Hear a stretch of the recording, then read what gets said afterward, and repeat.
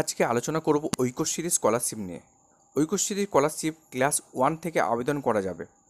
ছেলে মেয়ে উভয়ই আবেদন করতে পারবেন। কিভাবে আবেদন করবেন তার জন্য দেখতে থাকুন পুরো ভিডিওটি। সবার প্রথমে West Bengal minorities development and finance corporation ওয়েবসাইটে আপনাকে আসতে হবে। এই ওয়েবসাইটের লিঙ্কটা আমি নিচে আমার ডিসক্রিপশানে দিয়ে দেবো। প্রথমে তারপর আসতে হবে স্টুডেন্ট এরিয়া। স্টুডেন্টে ক্লিক করার পর এখানে আমাকে ফেস অ্যাপ্লিকেশান করতে হবে, ফেস রেজিস্ট্রেশন। তো সবার প্রথমে এখানে ফেস রেজিস্ট্রেশন যে 2024-25 তারপর ক্লিক করব। তারপর বলবে যে select the district of institute. আপনার যে ইনস্টিটিউট কোন ডিস্ট্রিক্টে আছে সেই ডিস্ট্রিক্টে এখানে বেছে নিতে হবে। বেছে নেওয়ার পর ওকে করার পর একটা পেজ ওপেন হবে। সেখানে প্রথমে আপনার সাইট ঠিকানা অনুযায়ী আপনার রাজ্য নামটা লেখাই থাকবে। তারপর আপনার যে ডিস্ট্রিক্ট সেই ডিস্ট্রিক্টের নামটা এখানে বসাতে হবে। তারপর আপনার যে ব্লক সেই ব্লকের নাম বসাতে হবে। ব্লকের নাম বসানোর পর আপনার যে গ্রাম পঞ্চায়েত আছে সেই গ্রাম পঞ্চায়েত নামটা এখানে লিখতে হবে। লেখার পর তারপর ছাত্র বা ছাত্রীর যে নাম সেই নামটা এখানে লিখতে হবে। তার first name, middle name, last name এইভাবে লিখতে হবে। তারপর তার ফাদার্স নেম, মাদার্স নেম লেখার পর তার জেন্ডার লিখতে হবে। তার রিলিজিয়ান, তার ধর্ম কী সেটা এখানে দেওয়া আছে, সেটা এখানে দেখে লিখতে হবে। তারপর তার ডেট অফ বার্থ, তার mobile number, savings bank account number, receiving পুনরায় ব্যাঙ্ক অ্যাকাউন্ট নাম্বার টাইপ করুন। এখানে আবার দুবার ব্যাঙ্কের অ্যাকাউন্ট নাম্বারটা লিখতে হবে। তারপর এখানে আইএফসি কোডটা এখানে লিখতে হবে। এবার এখানে একটা ব্যাপার আছে, যদি ক্যান্ডিডেটের নিজের নামে কোনো অ্যাকাউন্ট না থাকে, সে তার বাবার কিংবা মায়ের কিংবা অন্য কোনো কারোর নামে, সেটা যদি অনাথ হয় সে তার নামে অ্যাকাউন্ট দিতে পারে। দিয়ে এখানে যে যার নামে যদি তার নিজের নাম আবেদনকারী নিজের নামে যদি অ্যাকাউন্ট থাকে তার এখানে সেলফ হবে। তার বাবার অ্যাকাউন্ট দিলে তার বাবার বেছে নিতে হবে নামটা এখানে। মায়ের নামে অ্যাকাউন্ট হলে মা, আর অন্য কোনো না অরফন বেছে নিতে হবে।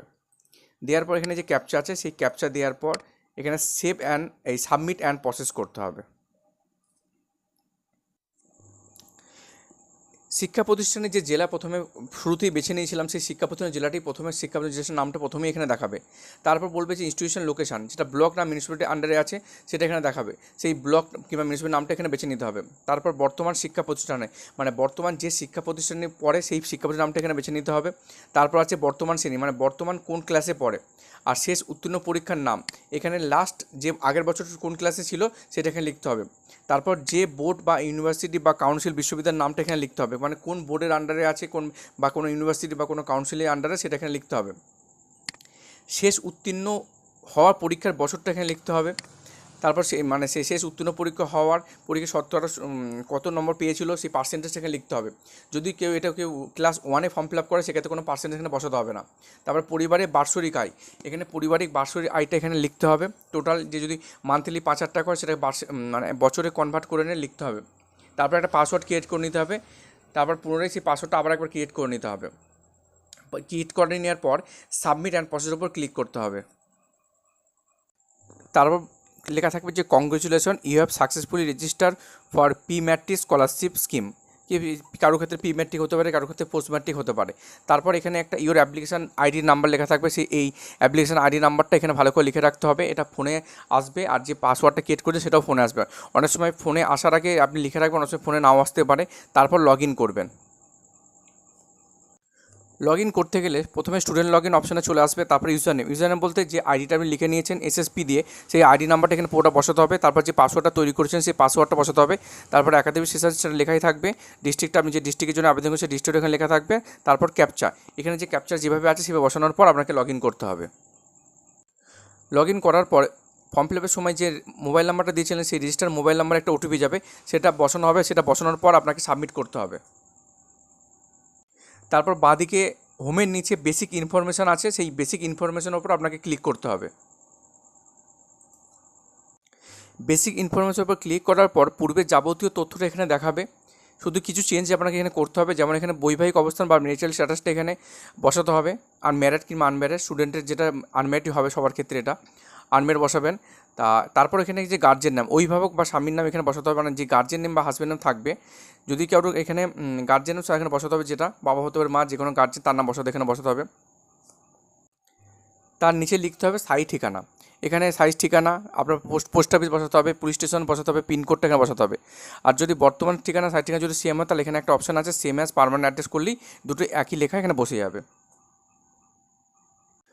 ফর্ম ফিল আপের শুরুতে একটা বাংলা শিক্ষা পোর্টালে আইডি দেওয়া হয়েছিল, সেই বাংলা শিক্ষা আইডি পোর্টালটা এখানে শো করবে। তার নিচে এখানে আধার কার্ড, এখানে আধার কার্ড নাম্বারটা দুবার লিখতে বলা হয়েছে, এখানে দুবার লিখতে হবে। আর বলা হয়েছে যে আপনি কি অন্য কোনো রাজ্য বা কেন্দ্র সরকার বৃত্তির জন্য আবেদন করেছেন, যদি করে থাকেন তাহলে ইয়েস করতে হবে, নাহলে এখানে নো করতে হবে। তারপর এখানে এই টিকমার্কটা করে সাবমিট অ্যান্ড প্রসেস করে এগোতে হবে। তারপর আসবে পিপিএস একাডেমি ডিটেলস। ক্লাস 1 বাদে যদি ক্লাস 1-এ যদি আপনি ফর্ম ফিল আপ করেন, সেক্ষেত্রে এই মানে পূর্ববর্তী শিক্ষা সংক্রান্ত তথ্যটা আপনাকে লিখতে হবে না, এখানে কিছু এই অপশানটা থাকবে না। আর যদি ক্লাস 1 পর থেকে যেমন 2 থেকে যদি ফিল আপ করেন, তখন এই পূর্ববর্তী শিক্ষা সংক্রান্ত তথ্য দিতে হবে। যদি দেখা যাবে ক্যান্ডিডেট মানে 3-তে আপনি 2-এ অ্যাপ্লিকেশন করছে সেই স্কুলেই পড়ে, তাহলে এখানে সেম অ্যাজ প্রেজেন্ট ইনস্টিটিউটটা করলেই সেই স্কুলের নামটা বসে যাবে। আর নাহলে যদি আপনি 1-এ একটা স্কুলে পড়েছে, 2-এ অন্য স্কুলে ফর্ম ফিল আপ করছেন, তখন এই পূর্ববর্তী শিক্ষা প্রতিষ্ঠানের নামটা আপনার এখানে লিখে দিতে হবে এখানে। তারপর তার ক্লাস, তারপর হচ্ছে তার যে বোর্ড ছিল সেই বোর্ডের নামটা এটা আগেই লেখা ছিল, এগুলো তার পার্সেন্টেজটা প্রথমেই ফিল আপ করা হয়েছিল, তার কথা সেটা এখানে প্রথমেই শো করবে। এবার নেক্সট হচ্ছে তার প্রেজেন্ট একাডেমিক ডিটেল, এইটা খুব গুরুত্বপূর্ণ। এবার বর্তমান শিক্ষার সঙ্গে তথ্যটা সঠিকভাবে বসাতে হবে এখানে। প্রথমে যে শিক্ষা প্রতিষ্ঠানের নামটা এখানে আপনি আগেই দিয়েছেন সেটা দেখাবে, বর্তমান ক্লাসটা দেখে নেবেন। এবার আপনি কি হোস্টেলে থাকেন না সেটা ইয়েস নাও করবেন এখানে। আর তার এখানে বোর্ড, কাউন্সিল, বিশ্ববিদ্যালয়ের নাম, এখানে বোর্ড বা কাউন্সিল বা বিশ্ববিদ্যালয়ের নামটা এখানে বসাতে হবে। তারপর আপনার যে কোর্সের সময়কাল, যে কোর্স ডিউরেশনটা, সেটা এখানে বসাতে হবে। 1 বছর, 2 বছর, 3 বছর যার হবে, সম্ভবত এগুলো 1 বছরই হয়, তাই এখানে 1 বছর করবেন। তারপর সবার শেষে আসে ব্যাঙ্ক অ্যাকাউন্ট ইনফরমেশান। এখানে আপনি যে আবেদন করার সময় প্রথমেই যে ব্যাংকের নাম, ব্রাঞ্চ নেম, আইএফসি কোড বসিয়েছিলেন, ব্যাংকের অ্যাকাউন্ট নাম্বার, প্রত্যেকটা এখানে শো করবেন। ভালো করে রিপিট একবার চেক করে নেবেন, কেননা ভেরিফাই অ্যান্ড লক করে নেওয়ার পর আপনি এগুলো আর চেঞ্জ করতে পারবেন না। তো এখানে একটা ডিক্লারেশন আছে, সেই ডিক্লারেশন টিক করার পর সাবমিট অ্যান্ড প্রসেস করতে হবে। সাবমিট অ্যান্ড প্রসেস করার পর আপনার যে পিভিআর যে পুরো ফর্মটা, সেই ফর্মটার পিভিওটা পুরোটা এখানে দেখাবে। তার নিচে কিছু যে ওখানে বলা আছে যে I have not apply for any scholarship, stipend etcetera from any others government source, I am the pursuing, যে ক্লাসে পড়ছে সেই স্কুলের এটা দেখাবে। My bank account details are correct in all respect. এই প্রত্যেকটা টিক করার পর ভেরিফাই অ্যান্ড লক অ্যাপ্লিকেশান করতে হবে।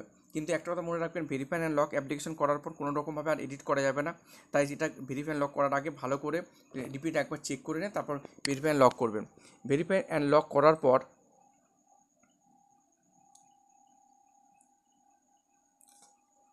আপনাকে পিন্ড অ্যাপ্লিকেশান ফর্মটা পিন করে নিতে হবে। এখানে বলছে your application is lock successfully হয়ে যাওয়ার পর নিচে লেখা থাকবে পিন্ড অ্যাপ্লিকেশান, তারপর পিন্ড অ্যাপ্লিকেশানের উপর ক্লিক করে এটা প্রিন্ট আউট করে নিতে হবে।